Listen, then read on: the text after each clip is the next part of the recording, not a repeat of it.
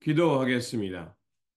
좋으신 아버지 하나님, 오늘도 이 아침의 시간을 허락하여 주시고, 말씀으로 깨어 이 하루를 출발할 수 있게 하시니 감사를 드립니다. 오늘도 우리에게 주신 말씀 붙들고, 믿음으로 용기 있게 살아가는 이 한날이 되게 하여 주옵소서.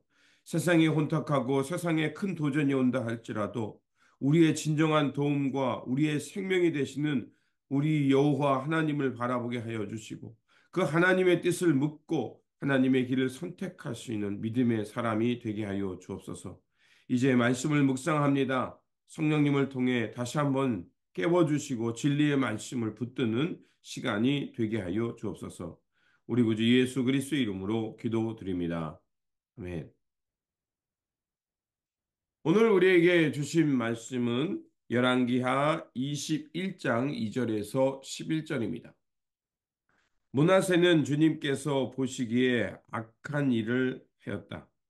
그는 주님께서 이스라엘 자손이 보는 앞에서 쫓아내신 이방 사람들의 역겨운 풍속을 따랐다.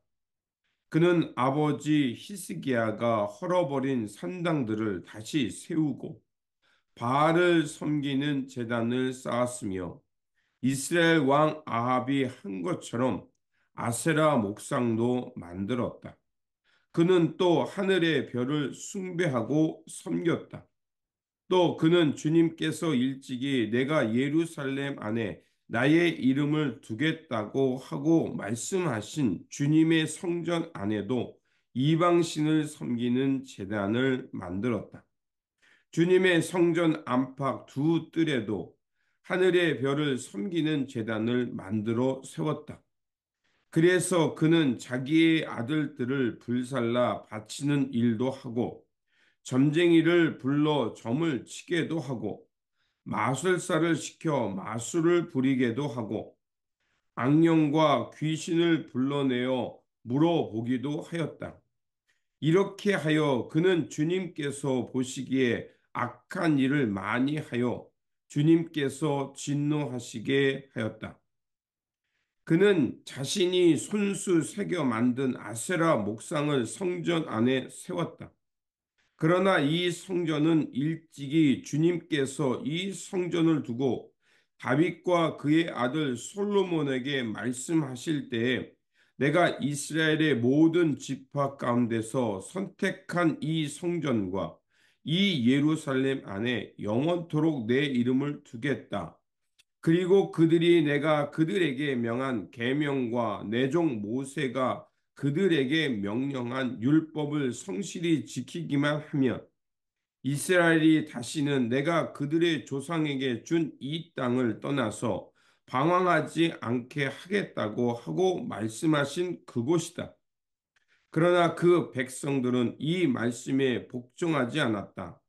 오히려 므낫세는 주님께서 이스라엘 자손의 면전에서 멸망시킨 그 이방 민족들보다 더 악한 일을 하도록 백성을 인도하였다. 그래서 주님께서는 주님의 종 예언자들을 시켜서 이렇게 말씀하셨다. 유다의 므낫세 왕이 이러한 역겨운 풍속을 따라 그 옛날 아모리 사람이 한 것보다 더 악한 일을 하고 우상을 만들어 유다로 하여금 죄를 짓도록 잘못 인도하였으므로. 아멘. 오늘 본문 말씀은 이제 히스기야의 뒤를 이어서 왕이 되었던 므낫세 왕에 대한 악행과 하나님의 진노의 심판을 전하는 말씀입니다. 유다 왕 히스기야가 죽고 그의 아들 므낫세가 즉위합니다. 비록 히스기야에게도 허물이 없는 것은 아니지만 그는 다윗이 하나님을 향해 정직하게 살았던 것처럼 히스기야 왕도 하나님을 향해 정직히 행한 왕으로 평가합니다. 그런데 어찌된 일인지 므낫세는 그 북이스라엘의 가장 악했던 그 아합 왕처럼 바알과 아세라를 적극적으로 섬기게 됩니다. 심지어는 하나님의 그 예루살렘 성전에 1월 성신을 만들어 섬겼고 하나님의 이름을 모독까지 합니다. 그래서 3절에서 5절은 이렇게 말하고 있습니다. 그는 아버지 히스기야가 헐어버린 산당들을 다시 세우고 바알을 섬기는 제단을 쌓았으며 이스라엘 왕 아합이 한 것처럼 아세라 목상도 만들었다. 그는 또 하늘의 별을 숭배하고 섬겼다. 또 그는 주님께서 일찍이 내가 예루살렘 안에 나의 이름을 두겠다고 하고 하신 말씀에 주님의 성전 안에도 이방신을 섬기는 제단을 만들었다. 주님의 성전 안팎 두 뜰에도 하늘의 별을 섬기는 제단을 만들어 세웠다. 이렇게 보고하고 있습니다. 그렇다면 왜 믿음으로 살았던 히스기야 왕과 달리 므낫세는 이런 행적을 보였을까요? 거기에는 역사적 또 정치적 상황이 있습니다. 아수르라는 제국이 가장 막강하게 그 위력을 떨칠 때 바로 므낫세가 왕이 되었던 겁니다. 그래서 약소국이었던 유다의 왕 므낫세는 그 강대국이었던 아수르의 세력을 전적으로 의존하는 것이 자신들의 왕권을 지키고 생존에 유익할 것이라고 생각했던 것입니다. 그 결과 유다의 역사 속에서 최악의 왕으로 평가받게 되었고 히스기야가 어렵게 했던 종교 개혁이 하루아침에 물거품으로 변화버리게 된 것입니다. 그리고 그는 하나님의 말씀과 율법을 떠나 더욱더 악을 행하며 점점 그 악행은 심해졌습니다. 그래서 심지어 아모리 사람보다 더 악하고 타락했다는 평가를 받게 됩니다. 바로 6절이 그렇게 말하고 있죠. 그래서 그는 자기의 아들들을 불살라 바치는 일도 하고 점쟁이를 불러 점을 치게도 하고 마술사를 시켜 마법을 부리게도 하고 악령과 귀신을 불러내어 물어보기도 하였다.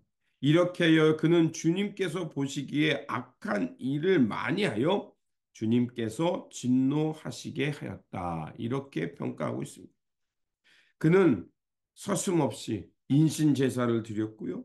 점쟁이, 마술사, 또 악령과 귀신을 불러서 점을 치게 했고, 그리고 하나님 앞에서 가증히 여긴 일을 가장 많이 했던 것입니다. 그래서 이제 하나님은 더 이상 참지 못하고 그에게 재앙의 심판을 이야기합니다. 읽진 않았지만 13절에 이렇게 되어 있습니다. 내가 사마리아를 잰 줄과 그 아합 궁을 달아본 추를 사용하여 예루살렘을 심판하겠다. 사람이 접시를 닦아 엎어 놓은 것처럼 내가 예루살렘을 말끔히 닦아 내겠다라고 말합니다. 여기에 두 가지 은유적인 표현이 나옵니다. 사마리아를 잰 줄과 아합 궁을 달아본 추. 그리고 또 하나는 사람이 접시를 닦아 엎어 놓은 것. 이런 표현이 나옵니다. 이것은 하나님께서 이제 그 남유다를 어떤 기준으로 측량하시고 그리고 심판하실 것인지를 은유적으로 표현하고 있는 것입니다. 줄과 씻어 엎어놓은 그릇은 바로 하나님께서 바라보시는 그 말씀의 기준, 언약의 기준을 따라 아주 그들을 그렇게 측량할 뿐만 아니라 엎어놓은 그릇은 뭐냐, 말끔히 씻어서 이 밑바닥부터 예루살렘을 완전히 새롭게 하시겠다는 그 강력한 하나님의 심판의 의지를 말하고 있는 것입니다.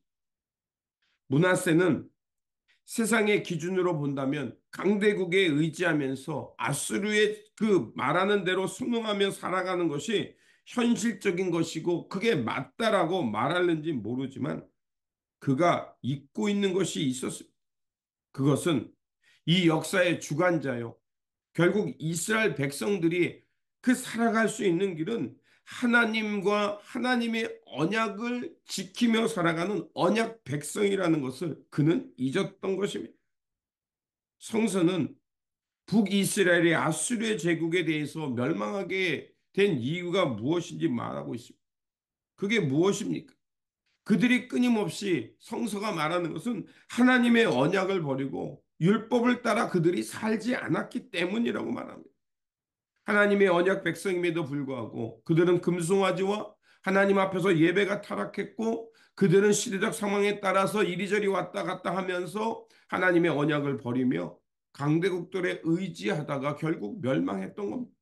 그런데 남유다도 똑같이 그러한 길을 가고 있는 것입니다.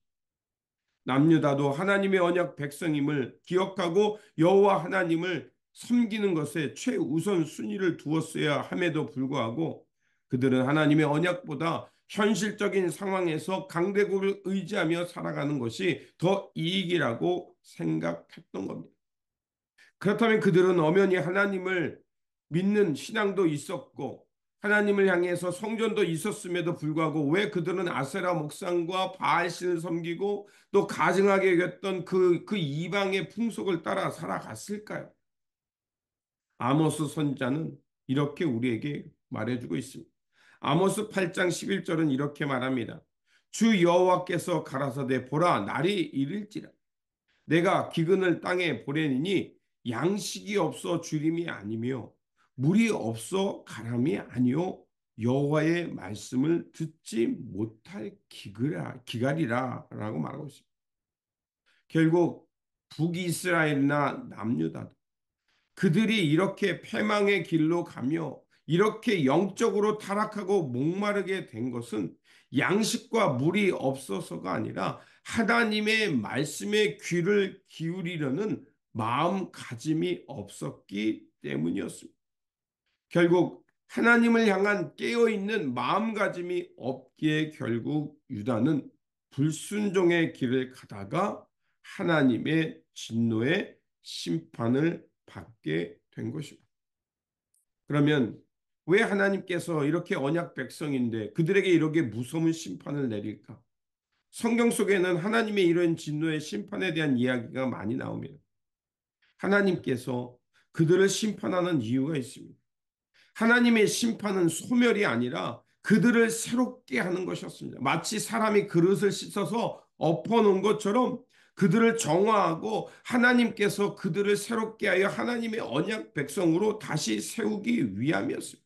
그렇습니다.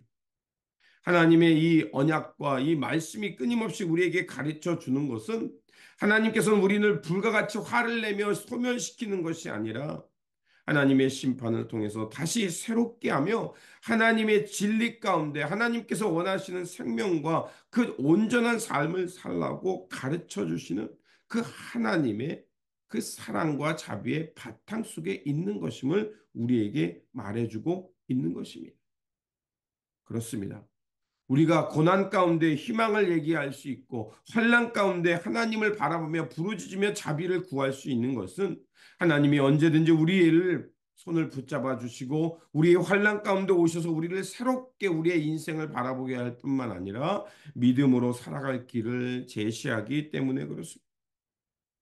오늘 우리는 무슨 잣대를 가지고 이 시대를 살고 있습니까? 우리가 살아가는 삶 속에 여러 가지 선택이 올 것입니다. 그때 우리는 무엇보다도 하나님 나라의 언약 백성임을 기억하며 하나님께서 뜻하시는 하나님께서 기뻐하는 선을 먼저 선택할 줄 아는 사람이 되어야 할 것입니다.